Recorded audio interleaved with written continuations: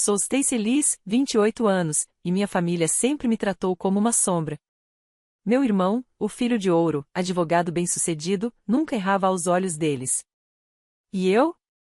Derramei meu coração tentando manter a família unida, sacrificando meus próprios sonhos, sempre buscando deixá-los orgulhosos. Mas, para eles, nunca foi suficiente. Enquanto sorriam para meu irmão e batiam em suas costas com orgulho, a mim só restavam olhares frios e palavras afiadas.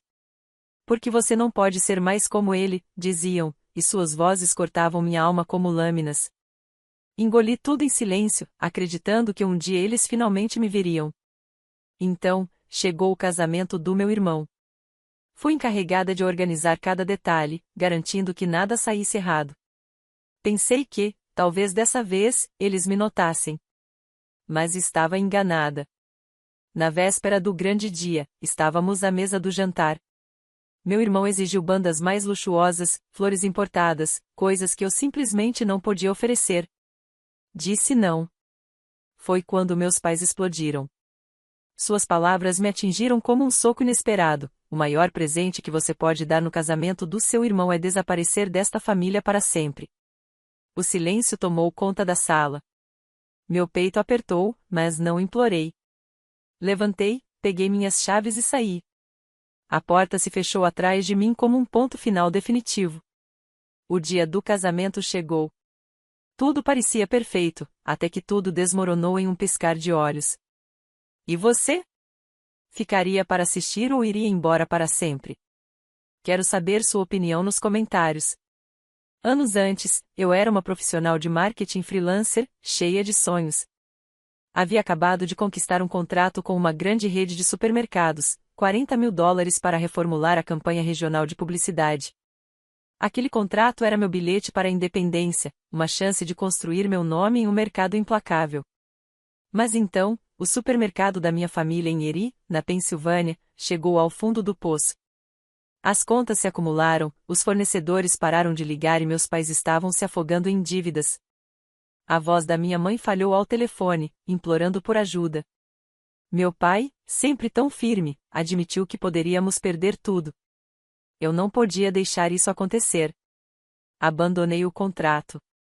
Liguei para o representante da rede, cancelei o acordo e coloquei toda a minha energia em salvar a nossa loja. Criei uma campanha do zero, anúncios no rádio local, panfletos em cada caixa de correio e até postagens nas primeiras redes sociais, ainda engessadas na época.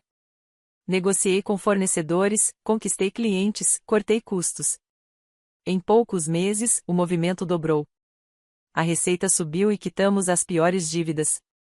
Passei noites ajustando slogans, desenhando cartazes, acreditando que, dessa vez, eles finalmente me veriam. Mas não viram. Minha mãe, Joyce Reed, e meu pai, Jeffrey Reed, convocaram uma reunião de família certa noite. Eu esperava gratidão, talvez um reconhecimento por ter nos tirado do buraco. Em vez disso, entregaram o comando da loja ao meu irmão, Brent Liz. Ele é advogado, disse minha mãe, com os olhos brilhando de orgulho. Ele tem cabeça para isso. Brent, que não mexera um dedo enquanto passava aqueles meses em seu escritório de advocacia, agora estava no comando. Meu pai apenas assentiu, evitando meu olhar. É para o melhor, murmurou. Fiquei paralisada, com o peito apertado. Brent ajeitou a gravata, já planejando mudanças na minha campanha, e disse com desdém. Você até que se saiu bem, Stacy. Até que. Eu havia salvado o legado da família, sacrificado meu futuro. Mas, para eles, eu continuava sendo apenas a substituta, a que preenchia lacunas. Minha mãe continuava elogiando a visão de Brent, como se meu trabalho não fosse nada. Meu pai nem levantava os olhos da xícara de café. Eu queria gritar, exigir que reconhecessem o que eu tinha feito, mas não o fiz. Engoli a dor, forcei um sorriso e segui em frente. Passei a trabalhar noites inteiras, reorganizando prateleiras, atualizando anúncios, qualquer coisa para me manter útil. Repeti a mim mesma que, cedo ou tarde, eles perceberiam. Que, se eu me esforçasse ainda mais, mostrasse meu valor, talvez em um jantar de família minha mãe dissesse, você nos salvou. Talvez meu pai batesse no meu ombro, em vez do dele. Meu melhor amigo desde a faculdade, Nathan Todd, enxergava a verdade. Sempre que nos encontrávamos numa lanchonete, ele balançava a cabeça ouvindo minhas histórias. Eles são cegos, Stacy disse uma noite, tomando um gole de café. Você está se matando por pessoas que não se importam, disse Nathan. Eu tentei ignorar, mas aquelas palavras ficaram ecoando. Eu simplesmente não conseguia parar de ter esperança, não conseguia desistir de conquistar o respeito deles. Então continuei, mergulhando no mundo da minha família, acreditando que um dia eles me valorizariam. A loja prosperava graças à minha campanha. Os corredores estavam cheios de clientes, os caixas não paravam de tocar e os fornecedores voltaram. Mas, sempre que eu entrava, via o nome do Brent na porta do escritório da gerência. Meus pais o chamavam para discutir estratégias enquanto eu ficava repondo prateleiras. Bom trabalho, disse minha mãe uma vez, distraída, como se eu tivesse apenas passado um pano no chão, e não salvado o negócio da família. Brent aparecia jogando ideias que eu já tinha colocado em prática e, mesmo assim, eles acenavam como se fosse invenção dele. Eu continuava esperando um obrigada, de verdade. Continuava pensando, talvez da próxima vez. Talvez, se eu fizesse ainda mais, eles me vissem como mais do que a filha menor. Então eu seguia, ignorando a dor no peito, esperando pelo dia em que, finalmente, me diriam que eu era suficiente. Meses depois, eu estava atolada nos preparativos do casamento do meu irmão. Brent iria se casar com Lindsay Newman, sua noiva, e meus pais simplesmente me entregaram toda a responsabilidade de organizar o evento. Não perguntaram se eu tinha tempo ou dinheiro, só esperavam que eu resolvesse tudo. Na época, eu fazia freelas de marketing, mal conseguindo me sustentar, mas ainda assim mergulhei nas minhas economias. Foram $10.000 só em adiantamentos para fornecedores, aluguel do salão, tudo. Queria que fosse perfeito não por Brent, mas para provar que eu também podia realizar algo digno do valor deles. Passei semanas ligando para buffets, floristas, fotógrafos, fechando cada detalhe. Montei um cardápio acessível: carne assada, frango, purê de batata com alho, saladas de verão. Corri atrás de fornecedores em Erie, negociei para reduzir custos, revisei contratos para não haver erros. Mas Brent tinha outros planos. Ele não queria apenas um casamento. Queria um espetáculo. Contrate um quarteto de cordas de Pittsburgh, exigiu durante o café da manhã, rolando a tela do celular. E aquelas orquídeas raras do exterior. A Lindsay viu numa revista. Expliquei que o orçamento era apertado, que minhas economias já estavam esticadas ao limite. Ele revirou os olhos. Você sempre cortando gastos, Stacy. Dá um jeito.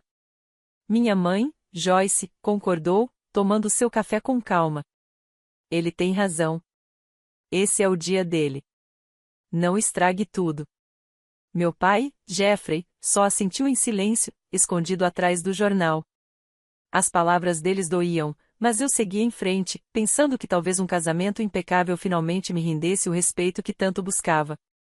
Passei noites em claro trocando e-mails com fornecedores, ajustando planos. Consegui uma banda local disposta a tocar por menos, reservei rosas comuns em vez das importadas. Cada escolha era calculada para equilibrar as exigências de Brent com a realidade. Mas ele nunca se contentava. Uma tarde, ele ligou insistindo em contratar um DJ famoso de Cleveland. São só alguns milhares a mais, disse, como se fosse nada. Lembrei a ele que eu estava pagando metade do casamento com meu próprio dinheiro. Dá um jeito, retrucou, desligando na minha cara. Minha mãe, Joyce, que ouviu a conversa, balançou a cabeça. Por que você não faz simplesmente o que ele quer? Meu pai, Jeffrey, levantou os olhos do jornal apenas para murmurar. Não estrague isso para ele. Senti-me descartada, invisível. Eu já havia passado horas coordenando fornecedores, sacrificando meus próprios projetos para dar vida à visão deles, e ainda assim cada passo era criticado. Num almoço de família, mostrei um rascunho dos convites. Joyce apontou um erro de digitação. Que descuido, disse, jogando o papel de lado. Brent sorriu com desdém. Típico da Stacy. Eu quis retrucar, jogar na cara deles tudo o que estava carregando, mas engoli as palavras. Continuei ajustando o mapa de assentos, confirmando entregas, esperando que enxergassem o esforço por trás de tudo. Numa noite, encontrei Nathan em uma cafeteria em Erie e desabafei sobre as exigências intermináveis de Brent. Agora ele quer uma escultura de gelo personalizada, disse, exausta. Nathan se inclinou, firme. Stacy, você está se desdobrando por pessoas que não te valorizam. Precisa se impor. Dei de ombros, mexendo no café. Se eu conseguir fazer tudo dar certo, talvez eles finalmente me enxerguem. Ele balançou a cabeça, descrente. Eles não vão. Você vale mais do que a aprovação deles. Mas eu não conseguia parar. Continuei ligando para o salão diariamente, garantindo que as toalhas estivessem perfeitas, que o bolo estivesse encomendado. Até paguei um depósito extra para garantir um gerador reserva, caso algo desse errado. Minhas economias foram se esgotando, mas eu repetia para mim mesma que valeria a pena. Se conseguisse entregar o dia perfeito de Brent, talvez Joyce finalmente sorrisse para mim. Talvez Jeffrey dissesse algo além de não estrague tudo. Coloquei tudo de mim naquele casamento, acreditando que seria a minha chance de brilhar.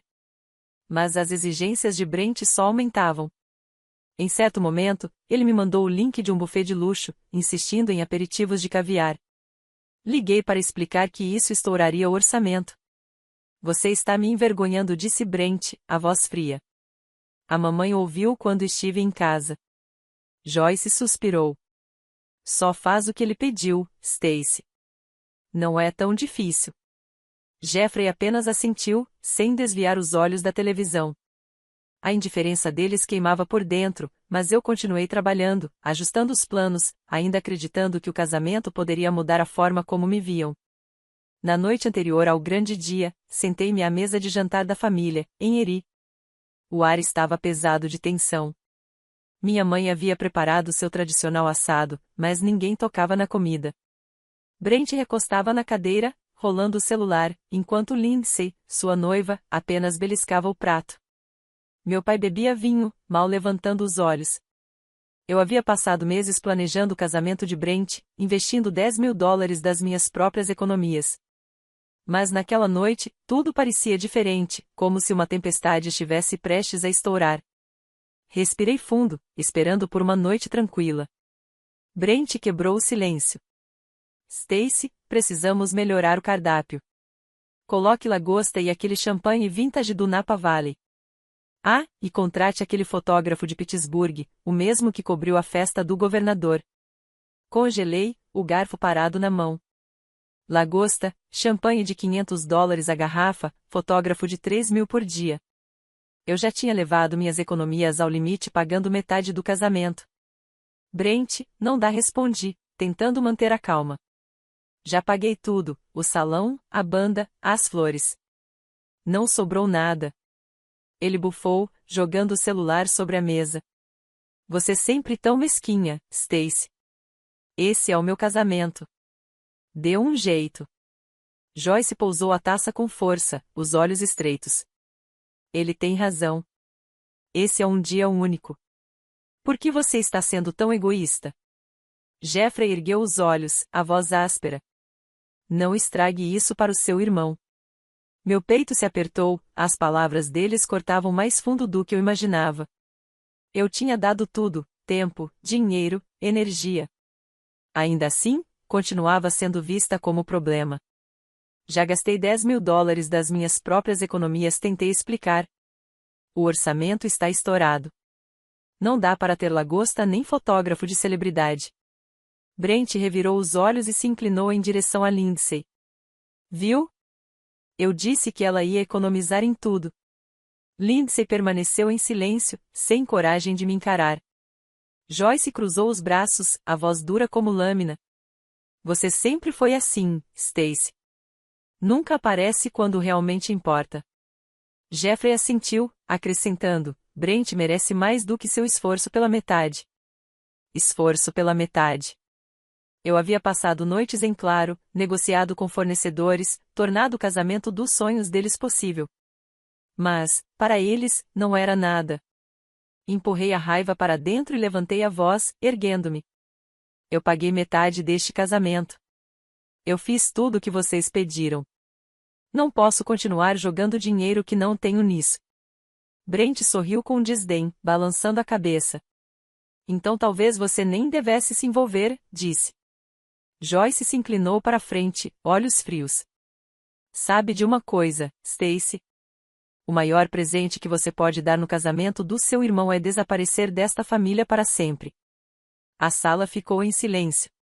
Jeffrey não se comoveu, apenas encarava o prato. Lindsay se mexeu, desconfortável, sem dizer nada. O coração bateu forte e as palavras dele soaram como um tapa. Desaparecer. Depois de tudo que eu fizera, quis gritar, enumerar cada sacrifício. Mas os rostos deles, o olhar cortante de Joyce, a indiferença de Jeffrey, o sorriso presunçoso de Brent diziam que não adiantaria. Eles já haviam escolhido, Brent, de novo. Levantando da cadeira, riscando o assoalho com o pé, respondi, com a voz baixa, porém firme, tudo bem. Se é isso que vocês querem. Agarrei a bolsa, as chaves tilintando na minha mão. Joyce falou alto atrás de mim. Não faça cena, Stacy. Mas eu já estava farta de escutar. Saí pela porta, batendo-a com força um som seco e definitivo. Do lado de fora, o ar frio de Eri bateu no meu rosto. Por dentro, senti um fogo acender. Eu lhes dera tudo, minhas economias, meu tempo, minha esperança e eles me devolveram desprezo. Sentada no carro, com as mãos no volante, a cabeça a mil, percebi que eles queriam me ver fora. Muito bem. Só que eu não iria desaparecer em silêncio. Passei meses construindo um dia perfeito deles só para ser apontada como problema. Chega! Não sabia ainda o que faria depois, mas havia algo claro, eu não seria mais o capacho da família. Liguei o motor. A determinação endureceu dentro de mim. Amanhã eles veriam o que acontece quando eu paro de carregar o peso deles. Na manhã seguinte acordei com as palavras cortantes ainda ecoando. Fiquei na cama olhando o celular, com o aplicativo da conta poupança aberto, $10.000 todo o meu pé de meia presos em depósitos para o casamento do Brent. Buffets, floristas, a banda tudo pago do meu bolso para tornar aquele dia perfeito. Mas depois do jantar de ontem à noite, do pedido deles para que eu simplesmente desaparecesse, tudo mudou. Eu não deixaria que me pisassem mais. Comecei a ligar para os fornecedores. Primeiro, o buffet. Cancele o pedido, disse, com a voz firme. Vou retirar o depósito. A atendente hesitou, falou em multas, mas eu não me importei. Depois, a florista. 100 rosas, 100 arranjos pedi. Reembolse meu pagamento. A banda foi por último. Eles já haviam descontado meu cheque, mas exigiam um estorno. Ao meio-dia eu já havia recuperado a maior parte dos $10.000, deixando o casamento despido. Sem flores, sem música, sem comida. Não senti culpa, só resolução. Eles queriam que eu sumisse, eu lhes daria um casamento que jamais esqueceriam. À tarde, o caos tomou conta do local. Convidados chegaram e encontraram mesas vazias. Sem banda tocando, sem buquês à vista. Lindsay, a noiva de Brent, ficou parada com o vestido, atônita, enquanto parentes sussurravam, confusos. Brent, com o rosto vermelho, xingava a equipe do local, que não sabia o que responder. Joyce deixou um recado na minha caixa postal, a voz aguda, Stacy, o que você fez? Você estragou tudo. Jeffrey também deixou mensagem, o tom gelado, você é uma desgraça para esta família. Não retornei às ligações. As acusações deles não me abalavam, mas eu já tinha ouvido o suficiente. Naquela noite, Brent resolveu despejar sua raiva num fórum online, um mural de moradores local de Eri fervilhando de fofocas. Minha irmã sabotou meu casamento, postou, palavras cheias de veneno. Ela é ciumenta, rancorosa e arruinou o melhor dia da minha vida. Pintou-me como vilã, alegando que eu havia sabotado de propósito o momento dele. Comentários surgiram aos montes, alguns de vizinhos que eu conhecia há anos me chamando de egoísta, desequilibrada. Joyce entrou na conversa, respondendo ao post, ela sempre deu problema. Jeffrey não postou nada, mas eu sabia que concordava. As mentiras dele se espalharam feito pólvora, distorcendo a verdade para salvar a própria imagem. Sentei no meu apartamento e li as postagens, enjoada. Parte de mim queria rebater, expor que eu havia financiado metade do casamento, que eles exigiram mais do que eu podia dar. Mas qual seria o sentido? Eles nunca admitiriam estar errados. Em vez disso, abri meu laptop e comecei a procurar apartamentos em Asheville, na Carolina do Norte. Já tinha visitado a cidade uma vez e me encantado com as montanhas silenciosas prometiam um recomeço. Ele não tinha mais nada para mim, só uma família que me via como descartável. Liguei para uma imobiliária, pedindo algo pequeno. Estou recomeçando, disse. Nathan apareceu naquela noite, com a expressão tensa. Estão te detonando na internet, falou, me mostrando o post de Brent no celular. Você está bem? Assenti, embora as mãos tremessem. Cansei deles, disse a ele. Ele não insistiu. Só ficou ali enquanto eu embalava algumas caixas, livros fechados, meu laptop. Você é mais forte do que eles imaginam, disse antes de ir embora. Aquela frase ficou comigo, uma âncora pequena na tempestade. À meia-noite já tinha reservado uma passagem só de ida de ônibus para Asheville na semana seguinte. O colapso do casamento era problema deles. Eles tinham me levado longe demais.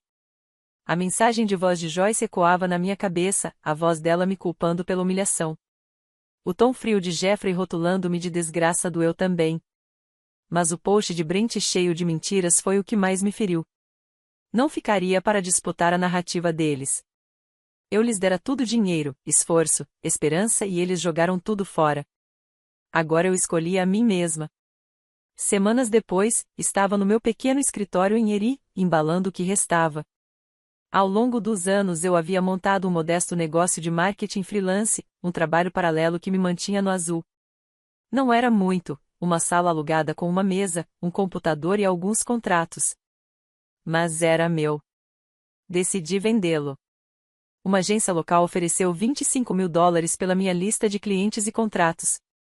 Assinei os papéis sem hesitar, a caneta firme na mão. Aqueles 25.000, somados aos 10.000 que eu havia recuperado do casamento, eram minha passagem para longe. Também tomei uma decisão mais difícil. Durante anos eu me dediquei ao supermercado da família, primeiro com a campanha de marketing que o salvou e depois com um investimento de $5.000 das minhas economias para mantê-lo funcionando. Cuidei do estoque, negociei com fornecedores, mantive as contas em dia. Mas depois da traição deles, eu tinha acabado.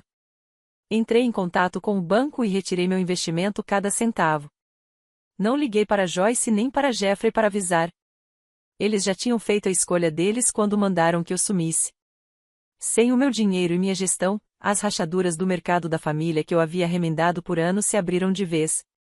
No fim do mês, eu estava num ônibus para Asheville, na Carolina do Norte.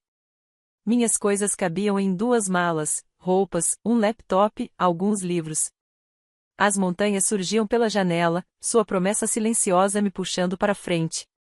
Aluguei um apartamento pequeno no centro. Nada luxuoso, apenas um quarto com vista para os picos Blue Ridge. Na primeira noite, sentei no chão vazio comendo comida para a viagem, sentindo-me mais leve do que em anos. Ele tinha ficado para trás. Joyce, Jeffrey, Brent e todo o veneno deles também. A loja da família não durou muito depois que saí. Nathan me mandava atualizações, mensagens curtas e diretas. Os fornecedores pararam de entregar quando os pagamentos atrasaram. Os clientes sumiram diante das prateleiras vazias. Brent, que havia herdado o comando, errava em cada decisão. Joyce tentou intervir, mas não dava conta da logística que eu cuidava. Jeffrey se encolheu, culpando todo mundo. Em poucas semanas, a loja declarou falência, portas fechadas de vez. Eles estão desmoronando sem você, escreveu Nathan. Não respondi. O fracasso deles já não era meu fardo. Em Asheville, comecei do zero. Peguei trabalhos de marketing freelance, pequenos serviços para lojas locais, criando anúncios para cafeterias e boutiques. O trabalho era constante, minhas habilidades afiadas pelos anos de esforço. No início, me mantive reservada, desconfiada de rostos novos, mas a acolhida da cidade me envolveu. Numa manhã, entrei numa padaria no centro, atraída pelo cheiro de pão fresco. Shirley Bennett, a dona, me recebeu com um sorriso largo.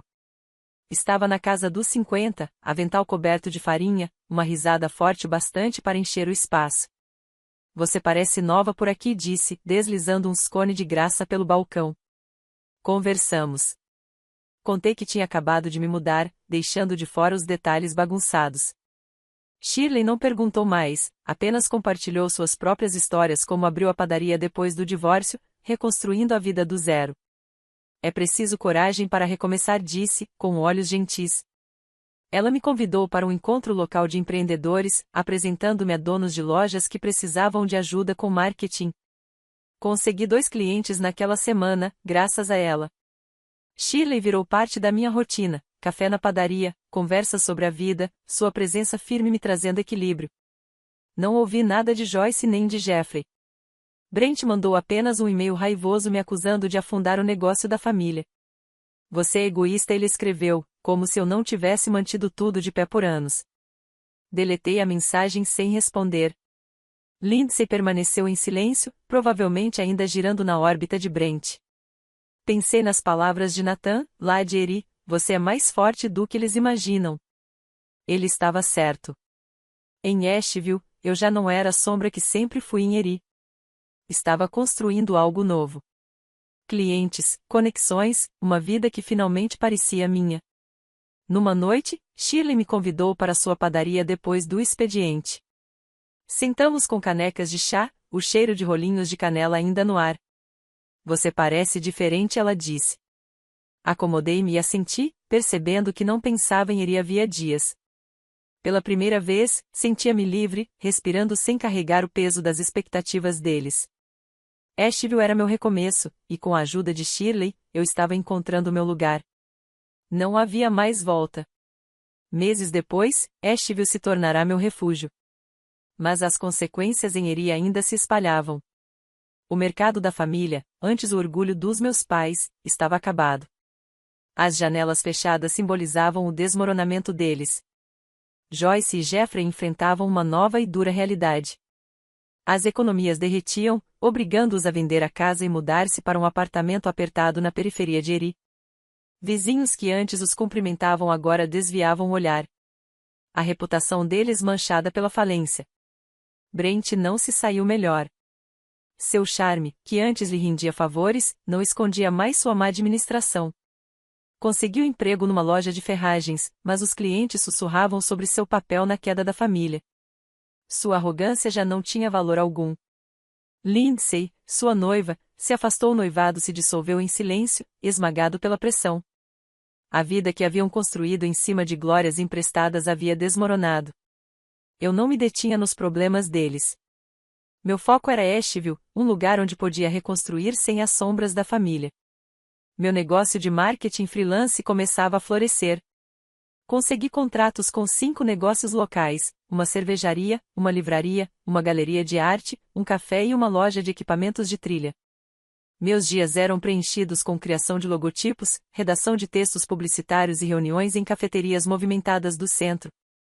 Minha renda girava em torno de $3.000 por mês, o suficiente para o aluguel do apartamento, compras e alguns agrados ocasionais como um ingresso para um show ou um par novo de botas de trilha.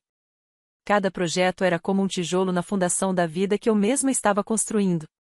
Nathan seguia sendo uma presença firme, mesmo a quilômetros de distância. Ele me ligava a cada poucas semanas, a voz calorosa atravessando a linha chiada. Ele não é a mesma sem você, disse uma vez, rindo logo depois. Mas você está arrebentando aí fora. Enviava fotos de seus projetos de marcenaria, pequenos gestos que mantinham nossa amizade viva. O incentivo dele me lembrava da força que eu tinha esquecido que possuía. Shirley, a dona da padaria, era meu alicerce em Asheville. A loja, com suas mesas de madeira aconchegantes e o cheiro constante de pães e doces frescos, era onde eu planejava ideias ou relaxava após longos dias. Ela sempre me oferecia um bolinho grátis, dizendo, combustível para a luta. A fé simples e inabalável dela em mim me ajudava a me ver como mais do que a filha que nunca fora suficiente. Então chegou a carta de Joyce. Veio numa manhã fria, a caligrafia trêmula no envelope. Ela dizia ter sido diagnosticada com uma doença séria, implorando que eu voltasse para Erie para ajudá-la e a Jeffrey a reconstruírem a vida. As palavras estavam carregadas de culpa, pintando-me como a chave da salvação deles. Li 2 vezes, o estômago apertado. Shirley, limpando o balcão, viu minha expressão e perguntou o que havia. Entreguei-lhe a carta. Ela a leu, a testa franzida. Isso cheira a manipulação, disse, jogando-a de lado. As pessoas não mudam da noite para o dia. A franqueza dela cortou minha dúvida. Eu já conhecia as táticas de Joyce, usando pena para puxar as cordas. Nathan, quando liguei para ele, confirmou, ela só quer te arrastar de volta. Não caia nessa. E eu não caí. Escrevi uma resposta curta e definitiva, desejo melhoras, mas não vou voltar. Enviei e bloqueei os números deles. Cortar esse laço não foi fácil. Parte de mim ainda ansiava pela família que eu queria que eles fossem. Mas eu sabia que permanecer presa ao caos deles só corroeria a paz que eu havia conquistado. Quando contei a Shirley, ela assentiu, os olhos orgulhosos. Você está escolhendo a si mesma. Isso é a coisa mais difícil e mais corajosa que alguém pode fazer. Nathan ecoou isso na ligação seguinte, agora você está livre. Não olhe para trás. O apoio deles, firme e verdadeiro, me deu coragem para soltar de vez. Em Asheville, eu estava construindo mais do que uma carreira. Entrei para um grupo local de trilhas, caminhando por lugares como Black Balsam Knob, onde as montanhas se estendiam infinitas e selvagens.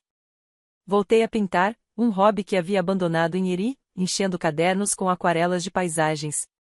Meu apartamento virou um lar, plantas no parapeito da janela, um tapete comprado no mercado local, uma estante de livros que eu finalmente tinha tempo de ler. Consegui um grande contrato com o Conselho Regional de Turismo, uma campanha de 6 meses que dobrou minha renda. O trabalho era desafiador, mas cada madrugada ajustando slogans era uma prova do meu valor. Numa noite, na padaria de Shirley, sentei-me com ela e alguns clientes habituais, rindo de histórias sobre os festivais excêntricos de Asheville. Um cliente apareceu para agradecer pessoalmente por uma campanha que aumentara o movimento da loja dele. Sorri, sentindo um calor que nunca conheci em Erie. A lição finalmente estava se firmando, meu valor não estava ligado ao que eu fazia por Joyce, Jeffrey ou Brent. Estava na vida que eu estava construindo, nos clientes que confiavam em mim, nos amigos que me apoiavam, nos momentos silenciosos em que eu me sentia inteira. Asheville não era apenas um recomeço. Era o lugar onde aprendi a me manter firme, não por mais ninguém, mas por mim mesma.